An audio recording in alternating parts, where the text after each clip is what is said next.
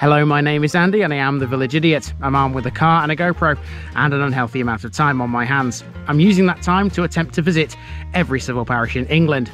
You're watching the East Riding of Yorkshire series. Together with the unparished city of Hull, it forms the county of the same name. There's 172 parishes here. Which one are we in today? Welcome back to the East Riding of Yorkshire, everybody. Now today we are not on the Wolds, but it seems like the hill fog, which we experienced in places like Millington, has come down from the Wolds today. As you can see, it's very misty. I hope this fog lifts at some point this morning because I've got a bit of driving to do out that way, and hopefully I can see something when I do. Otherwise I might be just presenting you with like a white screen. Anyway, it's got plenty of time to lift because this is another long walk. This is Kirk Ella.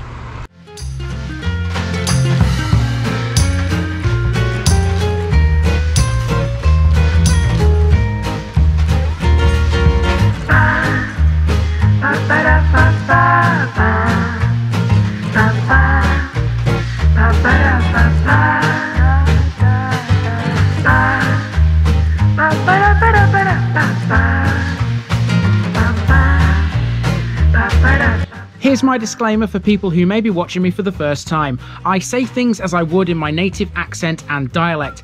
As a result, I may not pronounce things in the same way as the locals do. Remember, I'm a visitor. It's impossible to know everything. Leave me a comment, spin me a like, and bash that subscribe button. Let's get to today's parish video. Kirk Ella is a large village on the western outskirts of the city of Hull, approximately 5 miles away from the city centre. Its boundaries include the small hamlet of West Ella as well. The name is thought to derive from Old English. It means Aelfa's woodland clearing with a church, kirk being the old word for church. The village skirts the foothills of the Yorkshire Wolds to the west and is primarily residential, but it does have a few shops and some other amenities. It was once small, but together with Willerby and Anlaby, Kirk Ella now forms what is effectively a large suburb. It's been a village since the 11th century and remained relatively unimportant until the 18th and 19th.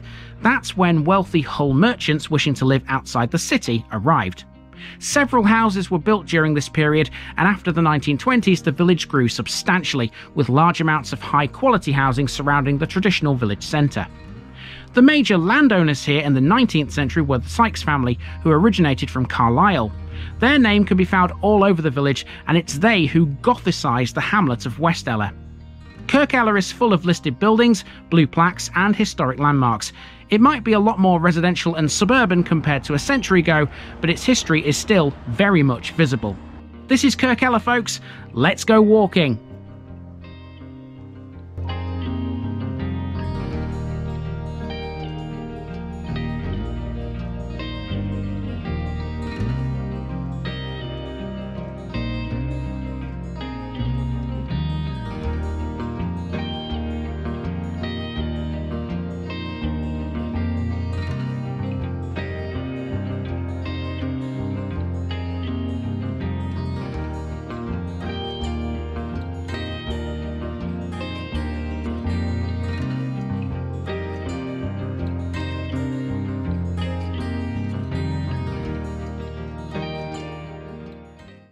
Before we go walking, today's special section is coming at you early because to fully understand Kirk Ella, you have to first understand the Sykes family.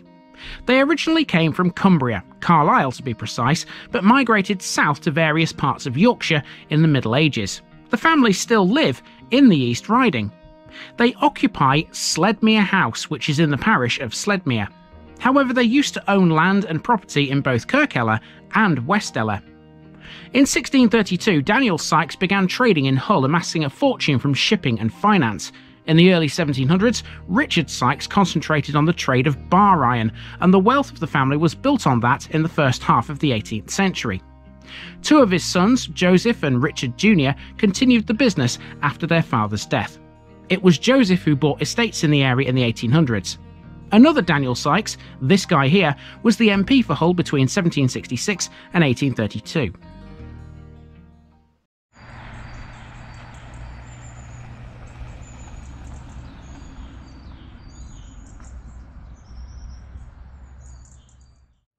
We start at a golf club on Packman Lane. This is Hull Golf Club, which has been a thing in Kirk Ella since 1924.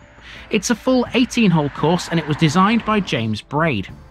The course surrounds one of Kirk Ella's historic buildings, Kirk Ella Hall, a 7-bay, yellowy-grey brick 2-storey building built in a Tuscan style. It was built in 1778 and 1779 for William Kirby, a Hull solicitor and white lead manufacturer, and this is it. A lodge to the hall was built in 1838. There were plenty more mansion-like houses in and around Kirk Ella, including the Elms, which we'll talk about later in this video. A lot of the most historic buildings here can be seen if you follow the Kirk Ella Heritage Trail, which is well signposted and delves deep into the village's history.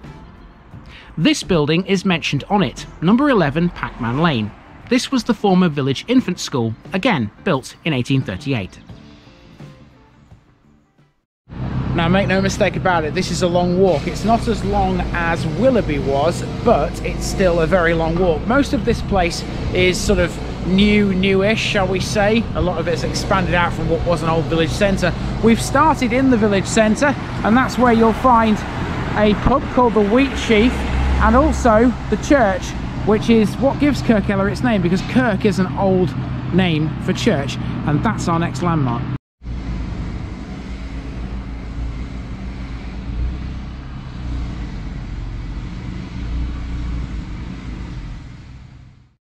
Kirk Ella's church is a Grade 1 listed building dedicated to St Andrew. It's the oldest building in the village and its chancel dates back to the early 13th century. The tower was added in the 15th century and much of the structure is of square rubble, whilst the tower is of limestone ashlar and the upper part of the chancel is of rendered brick. The building was restored and remodelled in 1859, widening the aisles. Other alterations took place in the late 1800s. It contains numerous monuments to members of the Sykes family, the most notable of which is one to Joseph Sykes, comparable to the tomb of William Hargrave in Westminster Abbey. At one corner of the churchyard is the War Memorial. This is for both Kirk Ella and for Willerby, and it displays 28 names, all from World War I. There's a bus stop outside the church too, although this one has no services according to Google. Kirk Ella's main numbers are the 25 and the 153. I've got the feeling that today I'm going to spend most of my time reading blue plaques because I know there's plenty here. Here's one for you. This one is the former Victorian vicarage according to that plaque above this door, built in 1839, and it's a Grade 2 listed building. And what a surprise, it's not far away from the church.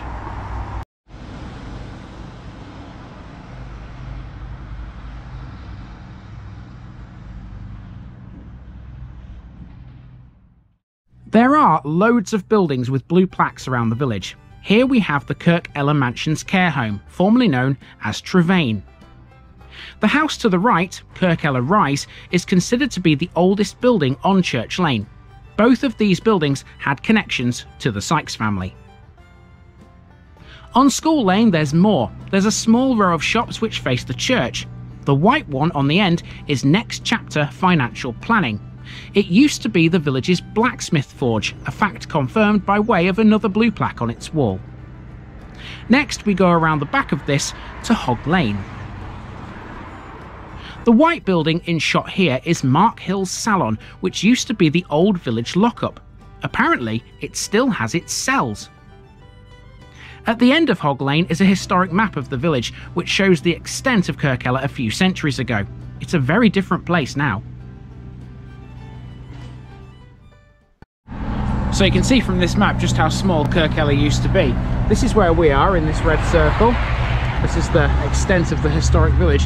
Well, these days Kirk Ella goes all the way across here. All this is houses, but on this map it's just fields. We're heading down this road next, School Lane, towards the school.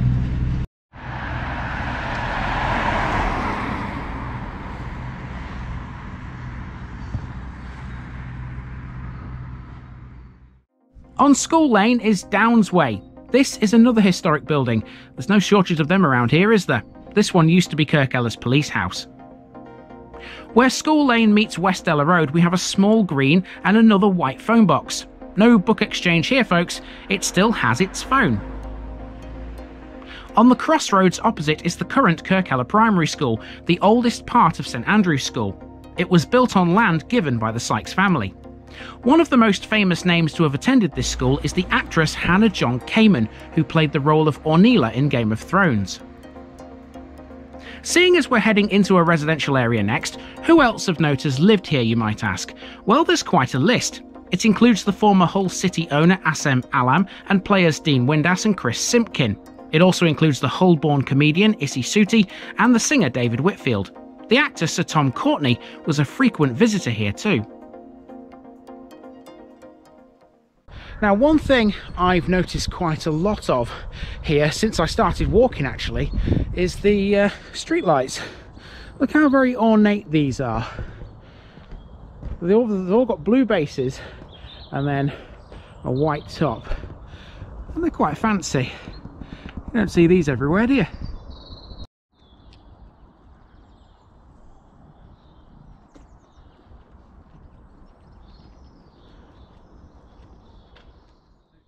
A lot of the housing you see in Kirk Ella was constructed during the 1950s and the 1960s. New streets and estates cropped up practically everywhere. Before long, Kirk Ella had more than doubled in size when compared to the 1920s. The estates around here now surround the village's cemetery. When this was opened, the cemetery was isolated, built far away from the village centre after the churchyard at St Andrews became full. These days, the fields which once surrounded this cemetery are all built on. I suppose if you move to this part of Kirk Ella, at least your neighbours won't be noisy. Next, we come across a parish notice board. Notice how the parish council here is termed Kirk Ella and West Ella. We'll be seeing West Ella later. We're still on the Heritage Trail. There's a whole heap of information on this board about both settlements. Far too much to fit into one episode. So there's an interesting little factoid on this board at the top. It says that in the 1850s, Anlaby was in the parish of Kirk Ella. And of course these days, Anlaby is its own thing and it's much bigger. It's not a hamlet anymore, and we'll be seeing that episode very soon. Let's carry on down South Ella Way and see what we can find down here.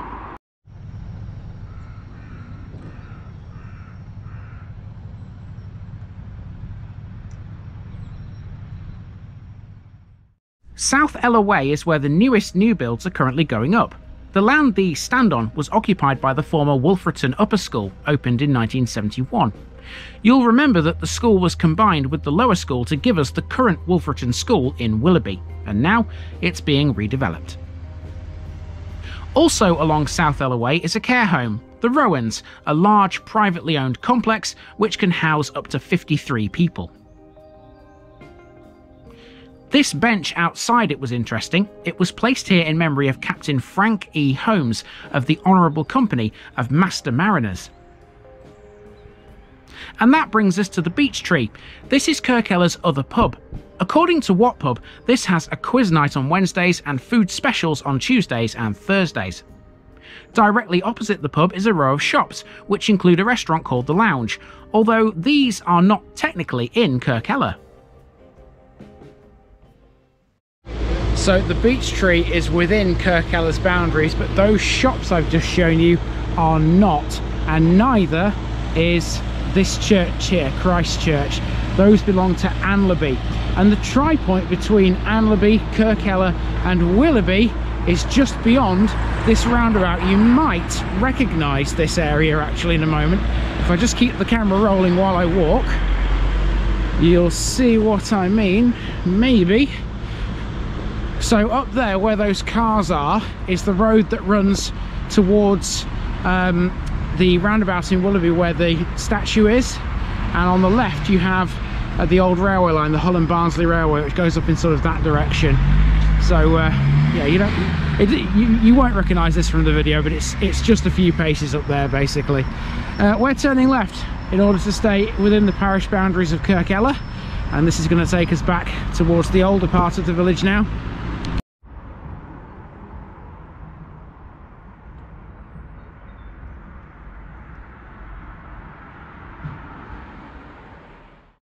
Off Beverley Road we find the King George V playing fields. These are in Kirk Ella, but the sign on the wall on the way in says Anlaby. I guess with all the housing developments over the past century, the lines can get a little blurred. At the back of the field, you can see the line of the former Hull and Barnsley Railway. Now we're heading up Beverley Road towards the former Elms estate, and when I say estate in this context, I don't mean housing.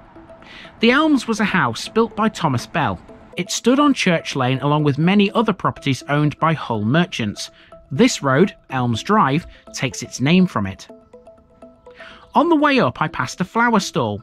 These Valentine's flowers are the work of Lucy Smith, a local florist who runs Lulu's Bloom Club. There's a link below.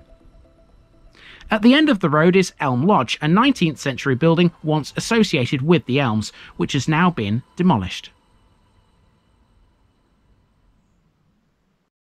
Okay, we're back into the older part of Kirk Ella now, and as you can see the fog is starting to lift, and you might just be able to see the top of the church peeking out from above that hedge over there.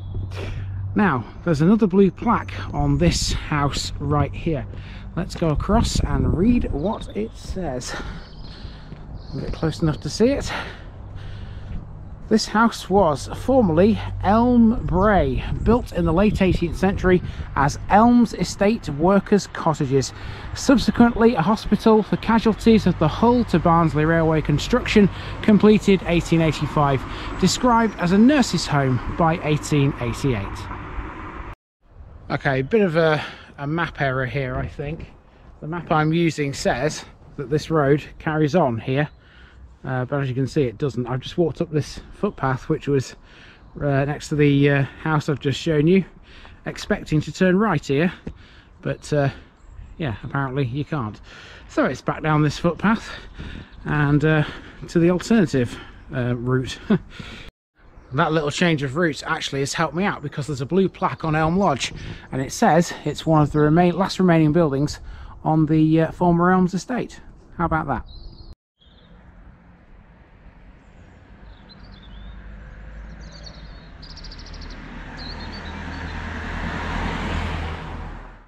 This is the entrance to Wolferton Hall, originally established by William Mould. It was later expanded and divided into Wolferton Grange and Wolferton Hall. At the end of Church Lane there's a pair of gate piers. This was the original carriage entrance to Wolferton Hall, but now forms part of a residential driveway. Continuing up Beverley Road, this is number 25, a weird building which I can't figure out the purpose of. Any clues, anyone?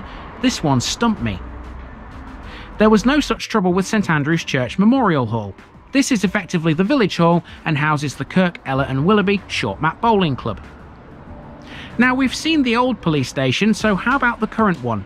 You'll find this opposite Willerby Square car park. Hang on, haven't we been here before? Yes, this is the boundary with Willerby, and we're heading back to the start now via Fairfield Avenue, another area of post-war housing which went up in the 1940s. Okay, we're virtually round. Take a right turn here and we're on to the Glen, which is where I parked, not a million miles away from the golf club. But we're not quite finished with Kirk Ella, because as well as Kirk Ella there's also West Ella to talk about, and what I'm going to do is I'm going to drive around the golf club through West Ella and talk a bit about that when we get there.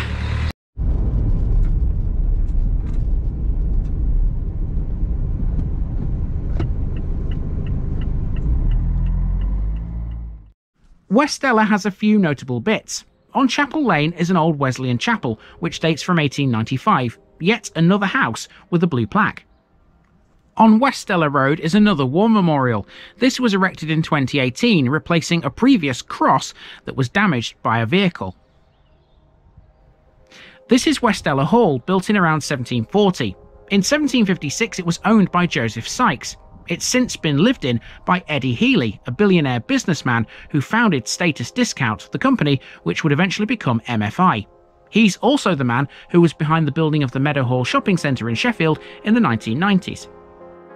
This structure at Pump Cottage is interesting. Known as the Pinnacle, it was supposedly once part of Holy Trinity Church in Hull. And lastly, a memorial plinth which is dedicated to Richard Sykes, which used to stand in the grounds of West Ella Hall. The family really were all over this place.